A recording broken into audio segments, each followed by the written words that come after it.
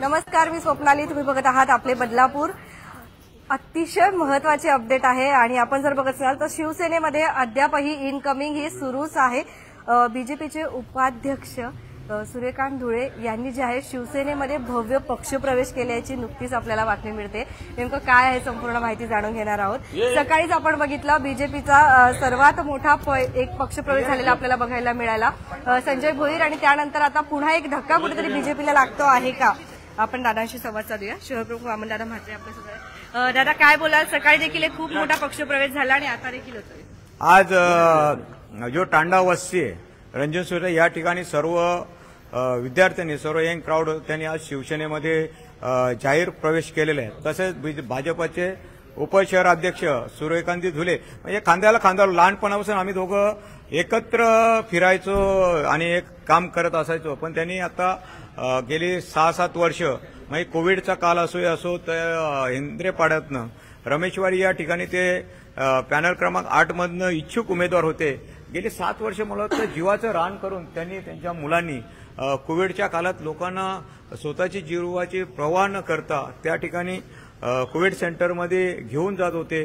तिथल्या लाईटच्या समस्या असो, रस्त्याच्या समस्या, पाण्याच्या समस्या असो, रात्रंदिवस काम करत होते आणि त्यांना उमेदवारीसाठी ते पात्र होते. परंतु आज जेव्हा उमेदवारी त्यांना नाकारली तेव्हा नक्कीच एखादा माणूस जर साथ आणि तिथले जे भाजपचे अजून उमेदवार होते त्यांना अजून पण आजूबाजूला वाढ उभे राहण्यासाठी होते. परंतु त्यांच्यावर आज अन्याय झालेला आहे आणि तो अन्यायाला वाचा फोडण्यासाठी त्यांनी माझे एक जवळचे मित्र म्हणून आज आमचं पण कार्य चांगलं आहे त्या विभागात आणि त्या कार्याला बघून शिवसेनेमध्ये प्रवेश केलेला आहे. आणि मी तुम्हाला शब्द देतो की पुढच्या येणाऱ्या निवडणुकीमध्ये सूर्यकांत धुळे नाहीतर त्याच्या कुटुंबातला एक सदस्य या बदलापूर महानगरपालिकेवर नगरसेवक वामन म्हात्रे केल्याशिवाय गप्प बसणार. दादा, आधीच भाजपाकडे जे आहेत उमेदवार नाहीयेत असं म्हणायला हरकत नाही. अनेक पक्षामधून जे आहेत त्यांना उमेदवार मिळत नाही, युती करावी लागते आणि आता जे आहेत ते उमेदवार देखील शिवसेनेमध्ये येत आहेत. अजून 4-5 उमेदवार येण्यासाठी माझ्यासाठी प्रयत्न करत होते. पण त्यांच्या पाठीमागे खंजीर खुपसलं. त्यांना फॉर्म दाखल करण्यासाठी टाइम भेटलं नाही. तर बदलापूर शहर उद्या तुम्हाला 100% शिवसेनेमुळे झालेलं दिसलं असतं आणि त्यांच्यावर उमेदवार सुद्धा शिल्लक राहिले नसते. अशी परिस्थिती आज गटाटाटाच्या राजकारणामुळे भाजपामध्ये आलेली आहे. आज आम्ही पण सुद्धा भाजपाला मानणार. मी देवेंद्र फडणवीस साहेबांना मानणारा कार्यकर्ता, मी रवींद्र चव्हाण साहेबांना मानणारा कार्यकर्ता. पण ग्राउंड लेवलला प्रत्येक पदाधिकाऱ्याला जो कर्तृत्वाने जो कार्य करते त्याला न्याय देण्याचं काम आम्ही शिवसेनेच्या माध्यमातून करतो.